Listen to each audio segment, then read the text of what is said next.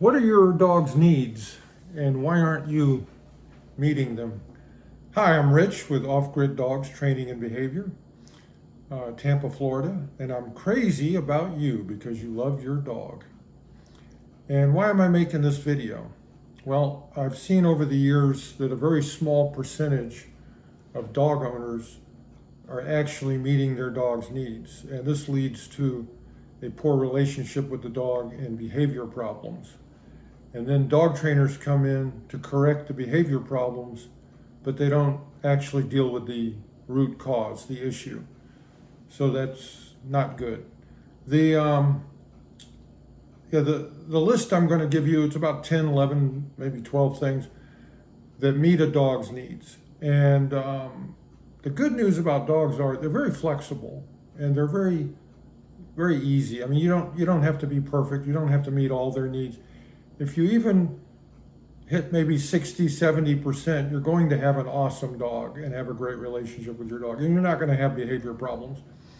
But the unfortunate thing is very few people that I see are even coming close to meeting their dog's needs. And in most cases, they're not aware of it.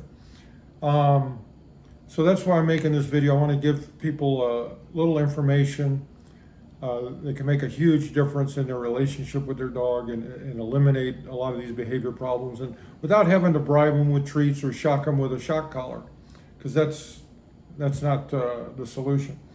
The good news is, again, you don't have to be perfect. None of us are going to be perfect.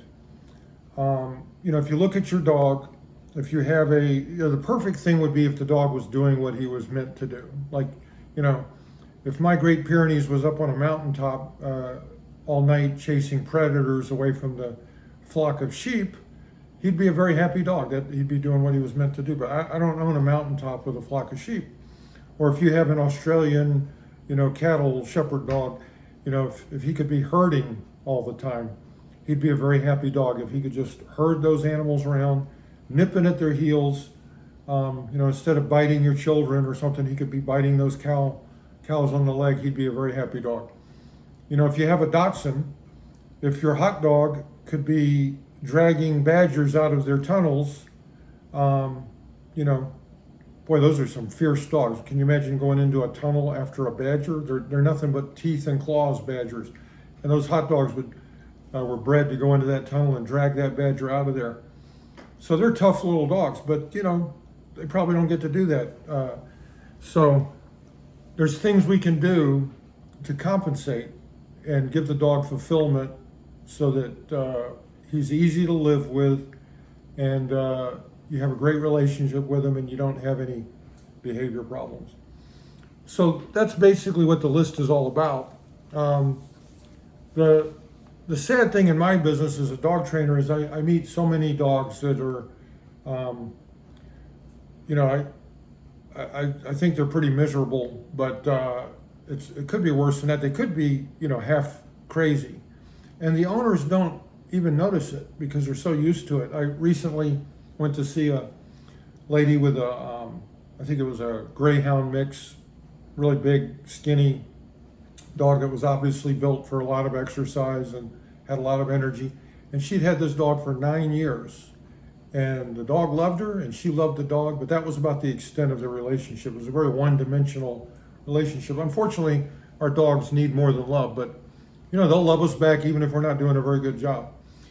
This poor dog, the whole time I was in the home talking to the lady, was jumping up and down like a pogo stick. Just straight up and down. Not jumping on people, not jumping on me or the lady or anybody, just bouncing up and down like a pogo stick. And, that's not normal behavior for a dog. I think we can all agree. So I started asking her questions and I got an idea of what the dog's lifestyle was. And pretty soon it was obvious to me why the dog was, practically insane. Like a lot of dogs, it never gets to leave the backyard. She doesn't like walking it because it's hard to walk because she doesn't know how to walk the dog and she doesn't have a good relationship with the dog. And the dog loves her, but it doesn't trust her and it doesn't respect her. So it's always pulling on the leash and, embarrassing her in the neighborhood. So she doesn't walk the dog. So the dog is stuck in his backyard or her backyard. So this poor dog and she was a sweet dog, the sweetest dog you'll ever meet. So it just broke my heart. She, is stuck in the backyard smelling the same smells. And this is a greyhound, a hunting dog, a dog that was meant to run for miles and tracking down things and smelling. And it just stuck in the backyard, and probably most of the time by itself, because I'm sure that hopefully they go back there and play with it sometimes in the backyard, but that doesn't make up for never going anywhere, never going for walks, not walking with its pack. So this is a very unfulfilled dog, and she's had it for 9 years, and I'm sure this developed over time, and she didn't even seem to be aware that this dog bouncing up and down next to her was, almost insane, probably. I mean, just sad. And this is what I come across all the time. This is actually quite common. That's kind of an extreme example of the behavior manifestation, but a more typical manifestation is a lot of people's dogs, bark hysterically. And if you're, a dog person like I am, it's quite obvious to you when you hear a dog barking, whether that's a calm, confident dog just doing his job, because that's their job. They're supposed to bark. Or whether it's a hysterical, frantic, insecure, anxious, just a terrible sound because the dog is extremely, unhappy. So you hear these dogs that are frantically barking, just hysterically, and you know that they don't have a good life, that they're not a happy dog.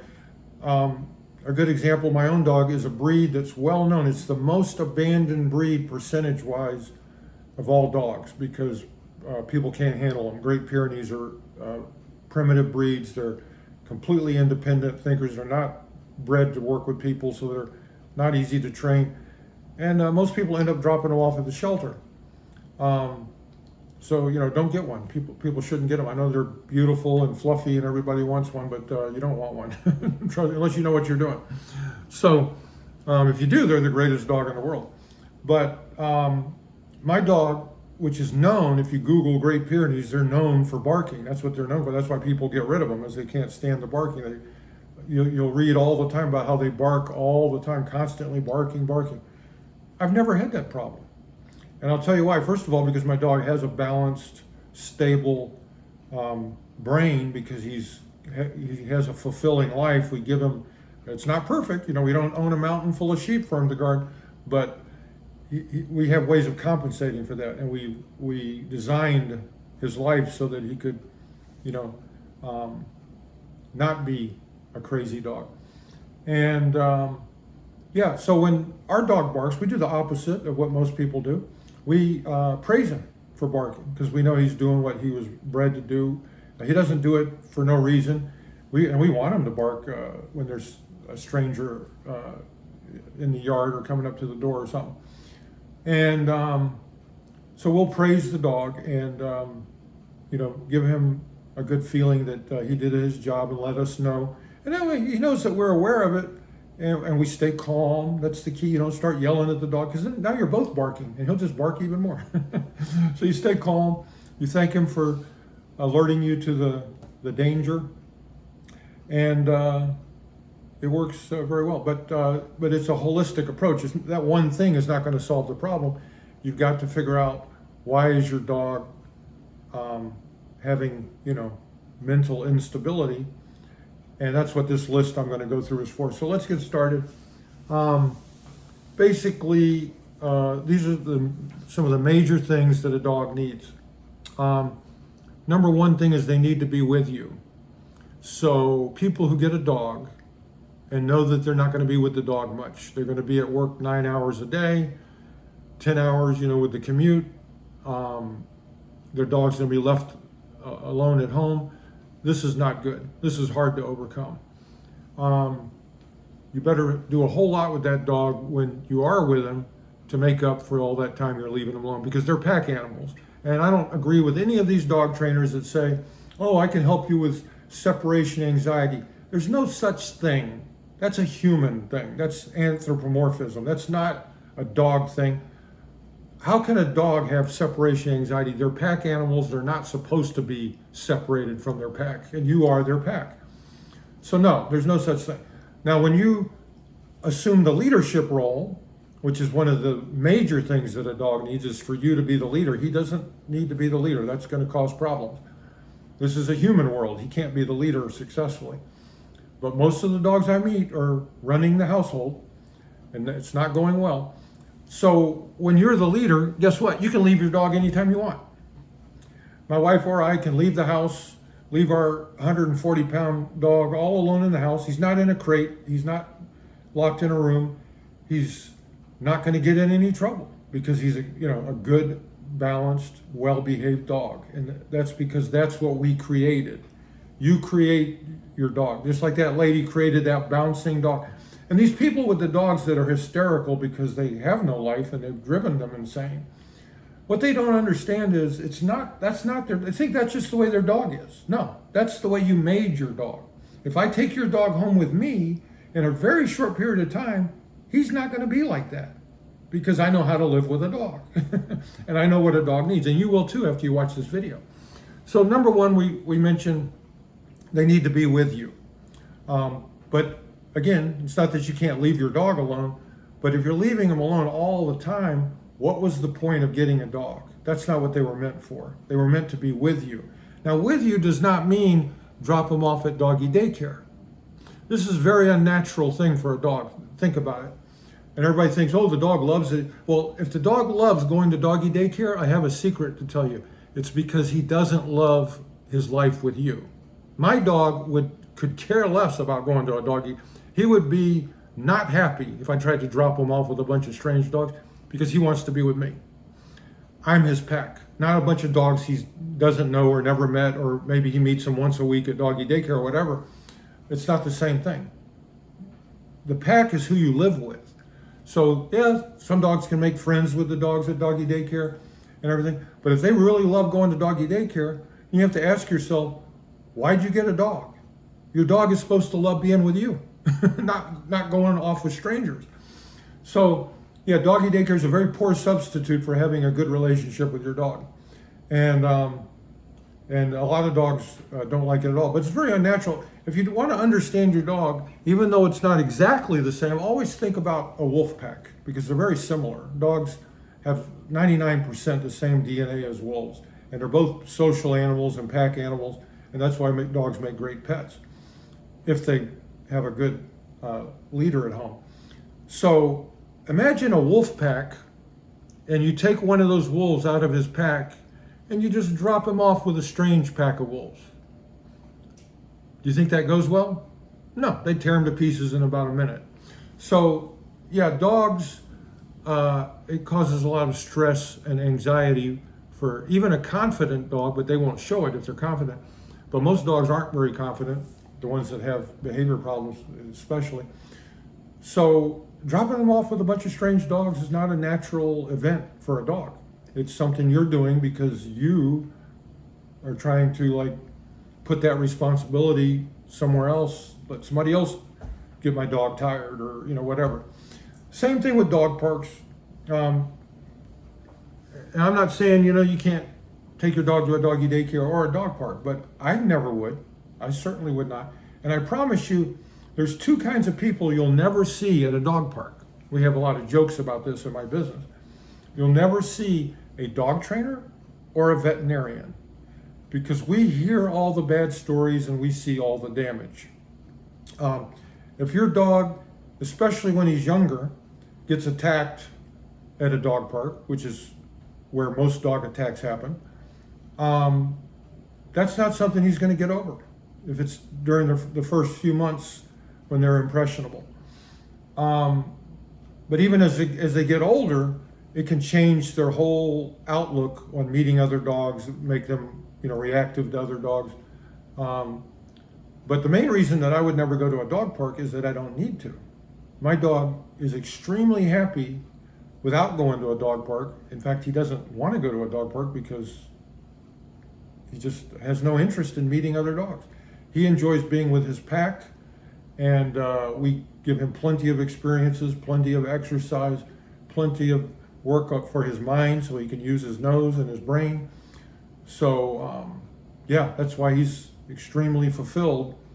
Is if you take your dog to the dog park and you do what most people do, which is you let him loose with the other dogs, and then you go sit with all the humans and look at your cell phone for an hour, you're not even with your dog.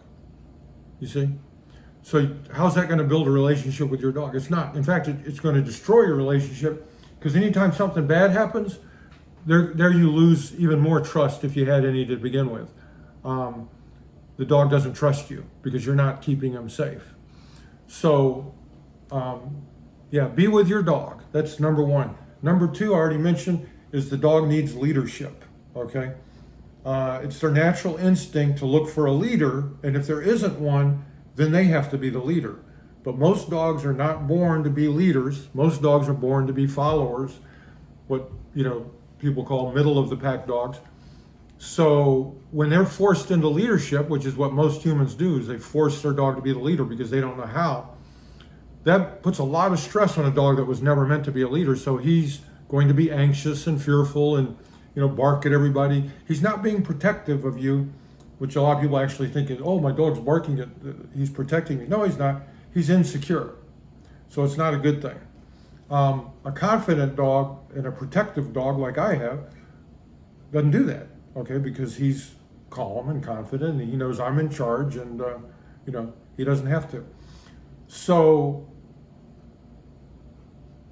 how do you be a leader? Very simple. There's only one way to be the leader of the dog, and that is your energy. So you need to be calm and confident. This is why you don't get hysterical and yell at your dog when he does something wrong. First of all, you should yell at yourself, because when your dog does something wrong, it's always your fault. It's not the dog's fault.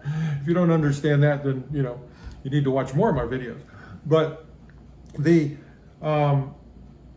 key is they don't follow excitement. They don't follow aggression. They don't follow dominance. What they follow is calm, confident. You got to be fair. You got to be consistent, so they can trust you. That they know if I do this, then this is what's going to happen, because my boss is consistent. So that's what makes you the leader of the pack, and that's what will allow the dog to do what comes natural to him, which is to follow his leader, because he wants to follow you, but he can't if you don't have the right energy. So a lot of us are not, obviously, our personalities are all different, and most of us are probably not, natural alphas or calm and confident. So work on that, because your dog can fix you just as well as you can fix your dog. So being the leader, one of the best ways to become the leader is to walk your dog. Dogs need to walk. Being let out in the backyard to go to the bathroom is not the same thing. I don't care if you have 20 acres in your backyard. That's nice, but it doesn't replace walking with your dog, because your backyard is the same every day. The smells are the same. It's boring. If you're back there playing with your dog, that's fantastic. It's great to play with your dog. That's another thing he needs, is play. But it doesn't replace the walk. So going around the block, the same block every time for 10 or 15 minutes so he can go to the bathroom, is not a walk. It took me a while to figure this out, but I figured out that around 30 minutes is when a walk is happening. If you walk your dog any less than 30 minutes, it's not even really a walk, because neither one of you have time to really get relaxed and get into the flow. Believe it or not, walking a dog, this may sound funny, is a skill like any other, and it takes a lot of practice to get good at it. But you'll get good at it, and your dog will get good at it if you're doing it enough. And by enough, I mean, a lot. It doesn't even matter if you have a small dog or a big dog. They need a lot of walks, long walks. So at least a half an hour for a walk. But if you're only doing a half an hour, then you should do probably at least 2 or 3 a day. One of my neighbors asked me one time, why do I never see you and your wife walking the dog together? Because they always see one of us or the other one walking the dog. And I told him, I said, because he wears us both out separately. Yeah, I mean, we walk him usually separately, because we split up that duty so that he can get enough walks, enough exercise, and so we have enough time to do it. So I'll take him for a 45-minute walk. She'll take him for an hour. And he has a great life because dogs were meant to follow their leader. They were meant to do this like almost all day. So we can't do that. Obviously, we can't. Again, think of a wolf pack. What do wolves do all day long? They run all 20 miles a day. And what do they do all day long? They follow their leader. They're not just willy-nilly running. They're following their pack leader the whole time. So walk your dog. It's unbelievable the difference that will make in your relationship. And you'll start to enjoy it as you get good at it. And you'll get addicted to it. I'm now at the point where I get very annoyed if I don't get to walk my dog at least an hour a day. I'm in a bad mood because I'm addicted to it. So what else does a dog need? They need, I mentioned consistency. They need clarity. They need to understand what you want. So you have to learn how to communicate with your dog. They don't speak English, so stop talking to them so much. It just stresses them out because they know you're talking to them. They're not stupid. They know when you're talking to them, but they don't understand what you're saying. So they're like, oh, is he giving me a command, or is he just babbling again, or what am I supposed to do? So it's not good for your dog. They communicate different ways. Learn how to use spatial pressure. That's how dogs communicate with each other. They use spatial pressure. They use body language. The dogs watch you like a hawk. They know everything about you. You don't even have an idea of how much your dogs know about you. So if you learn how dogs communicate, it's very easy to make it clear. When you give a command, you need to use a marker. You can't punish a dog or correct a dog or even reward a dog for something unless it doesn't do any good unless he knows why he's getting a reward or why he's getting corrected. And the only way to do that is the exact second his brain changes. So for example, if I'm calling my dog back to me and I say, come back, Taboo. The minute, the second, the instant that he starts to turn, I start rewarding him. I don't wait until he gets back to me to reward him because it's too late. It's when his brain changes and he decides, okay, I'm going to do what I was told and I'm going to come back to him. The second he starts to turn around and come back toward me, I go, yes. And that's our marker. He knows what that means. That means he's doing exactly what I want him to do, that he's a good boy.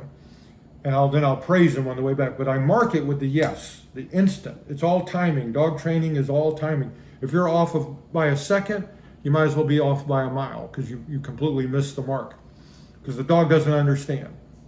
So learn how to communicate so you have clarity, so the dog is not frustrated because he doesn't know what you want, doesn't understand what you want.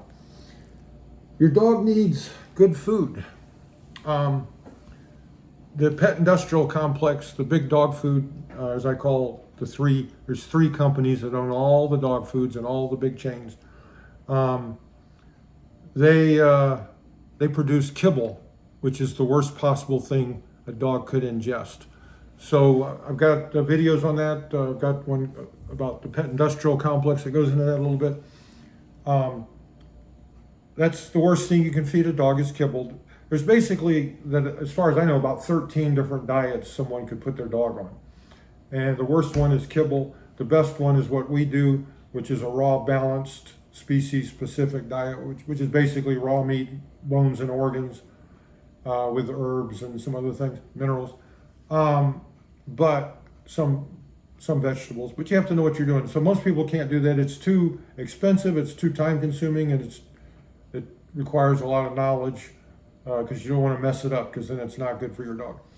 So realistically, even though a lot of people are starting to do that, most people are not going to be capable. So do some research. I recommend Dr. Karen Becker because she gives a list of alternatives. There's a lot of fresher, better things that they're putting out. If you go to the mom and pop, stay away from the big chains, the pet stores and the grocery stores. Nothing is good in there. Go to this little mom and pop pet stores, and they've got some good small mom and pop companies are putting out fresher and even some raw alternatives because people are starting to become aware of this. And you're going to save thousands of dollars in vet bills because the kibble, along with the early neutering and everything else, is causing so much cancer. So many other issues. If your dog gets ear infections, itchy skin, allergies, all these things is caused by the dog food. So do some research. You don't have to go to the extreme that we do of a raw feeding diet. Even a small improvement over kibble will make a huge difference to your dog's health. And guess what? It makes a huge difference to his behavior. Because if you feel sick all the time, you're in a bad mood. You don't behave very well. So you will see a difference. In fact, if you're able to go raw, it's such an extreme difference. You can see it's like magic. You can see a whole different dog in like a week. Once you get them switched over, there's a transition, of course. But once you get them over to raw or something much healthier than kibble, it's an amazing transformation. So, but he needs good food because he needs to be healthy, to be well behaved. And what else does he need? Let's see.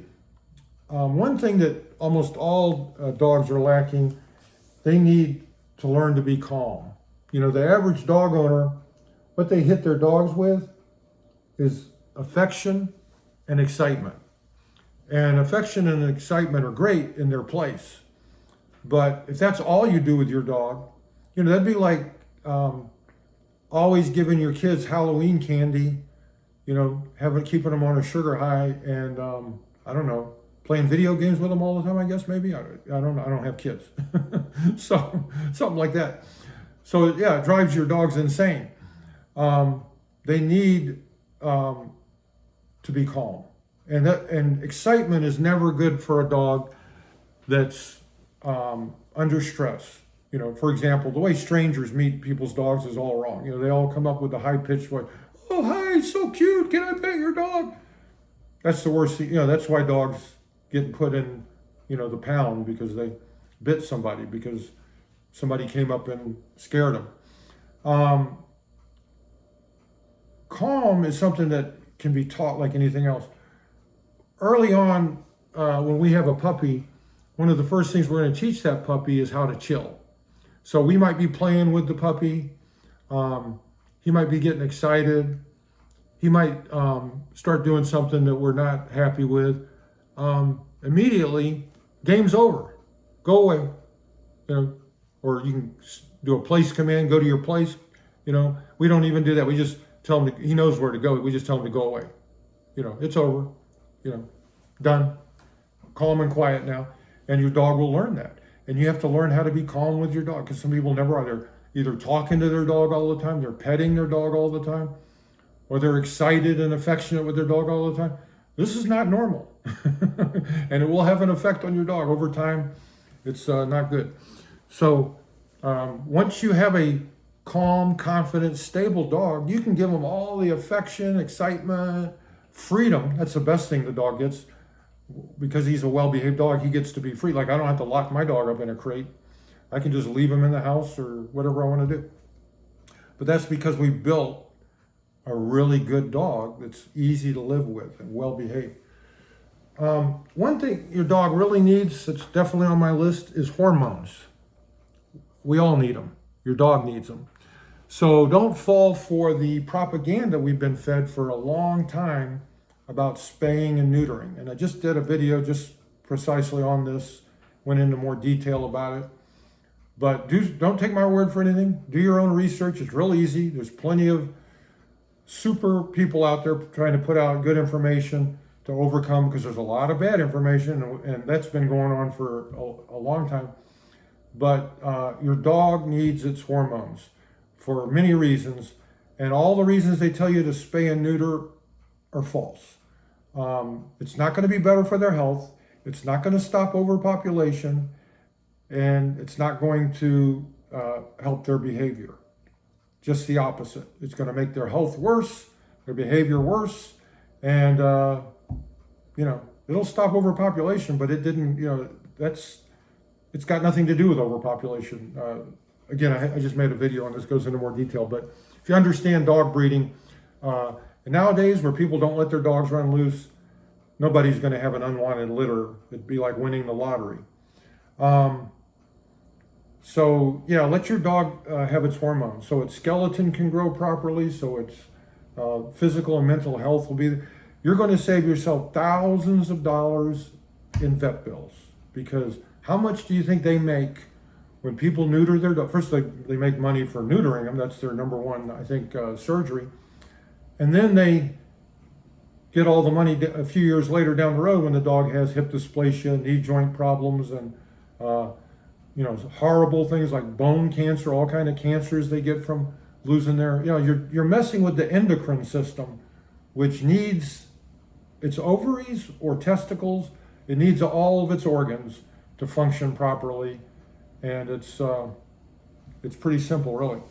So don't take away your dog's hormones. Let's see, what else does your dog need? We talked about play. Your dog needs to play. This will help you immensely with your relationship with your dog. Different dogs like to play different ways, so find out what your dog likes. Some will like one toy, some will like another, some don't want any toys.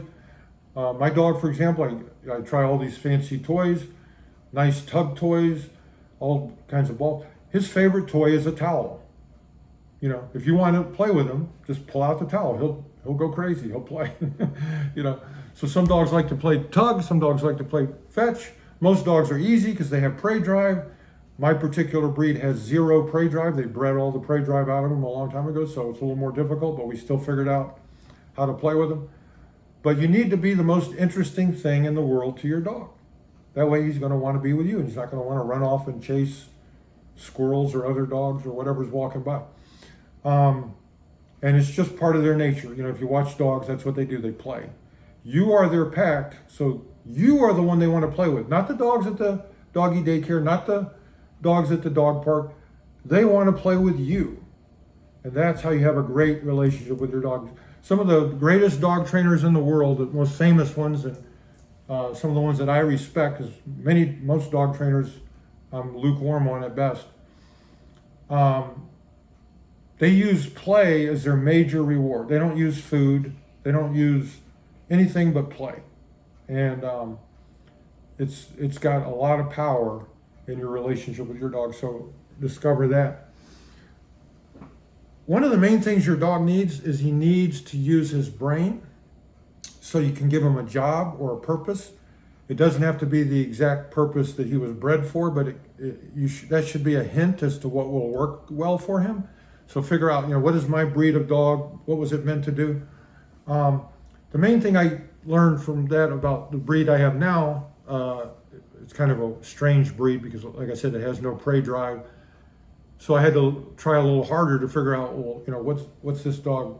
What can I do to compensate for the fact that he can't guard a flock of sheep and chase away wolves all night? And I found that because he's a dog that was not bred to work with humans, he was bred to make his own decisions. So one thing I do is I let him, and you can't do this unless you have a good relationship with your dog and you've trained him and he knows how to walk. So because I'm confident about my dog being able to walk with me, and I know he'll come back to me whenever I want him to, and he'll heel if I need him to heel. And there's no question about who the boss is, because I have that relationship, and it's in cement that he's not the boss. I have no problem letting him lead on the walk and decide which way we're going to go. So when we go for a walk for an hour, he's the happiest guy in the world because he's getting to decide, oh, it smells good down this street. I'm going to go down this street, and I'll let him do that. And so he gets to make a lot of decisions on the walk, which is the opposite of what a lot of dog trainers will tell you to do. And I'm not saying that that's a good idea with your German Shepherd, which is a completely different breed. You might want to keep him on a heel all the time because he's happy doing that. He's bred to work with humans. You might want to, give him lots of commands the whole time. That would probably drive my dog crazy, but it's probably great for a Labrador Retriever, a German Shepherd, more modern breed that was bred to work with humans. A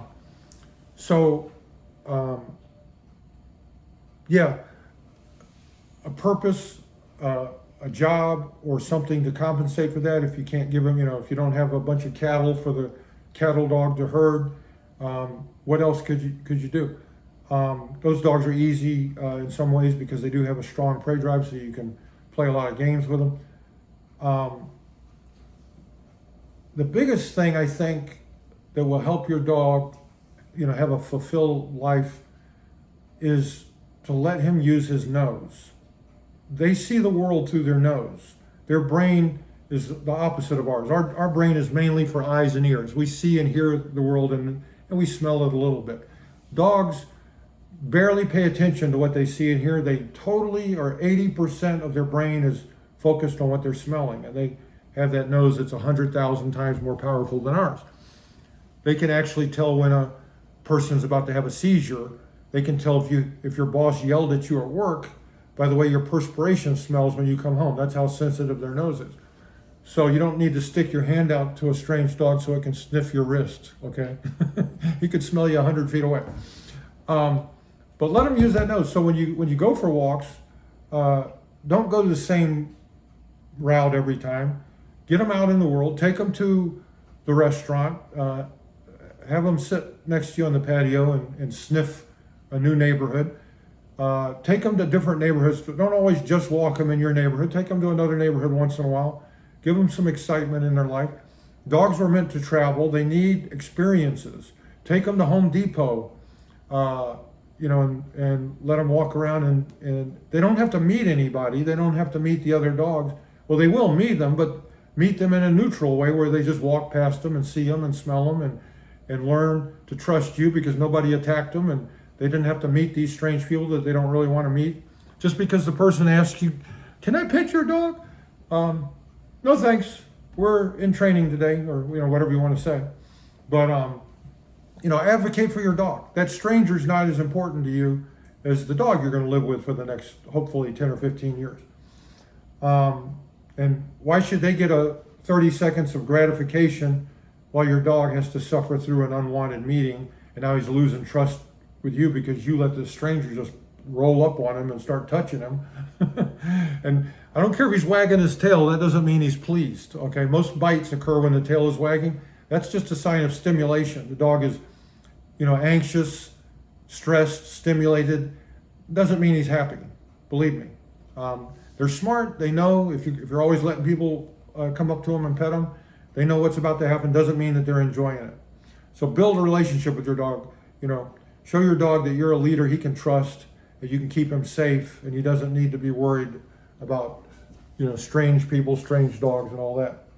They don't need to meet those people or those dogs to be happy. So I think we covered most of the stuff that I wanted to cover today. The last thing I would say is that all these things we talked about, from being with you to leadership coming from you, to learning how to be calm, to taking them for walks, giving them good food. Now, again, don't panic when you see this list because, oh my God, I can't do all this stuff. You don't have to. Do what you can do. Because if you do a couple of things more than what you're doing now, it's going to make a huge difference in your dog's life and in your relationship with your dog. Dogs are awesome. If we even meet them halfway, they're going to be fantastic. So none of us are going to be perfect. But the overall point I want to make with this video is the main thing you need to give your dog is you need to give your dog hope. Because if your dog loses hope, I've seen many dogs that were obviously living like this. It's a sad thing to see because they lose hope because they're not getting any of these things that they need. And they know they're not going to get them. And they don't even have anything to look forward to. When you have a great relationship with your dog and you're giving him some of these things or most of these things that he needs, the dog is going to be looking forward to life. He's going to have hope. He's going to, when you pull that leash off the wall, he's going to get excited because he knows good things are about to happen. We're about to go have some fun. You're not going to just turn me out in the backyard by myself again for the 1,000th time with the same damn boring smells and nowhere to go and nobody to go with. I want to walk with my leader. Yeah, give him hope. And when you come out of that one-dimensional relationship and you start to have that great relationship with your dog that's not just based on affection and nothing else, then you'll start to understand why people think dogs are so awesome. You'll be amazed at the dog you've been living with when it becomes, you know, your follower, when he's following his pack leader, and you both will be a lot happier.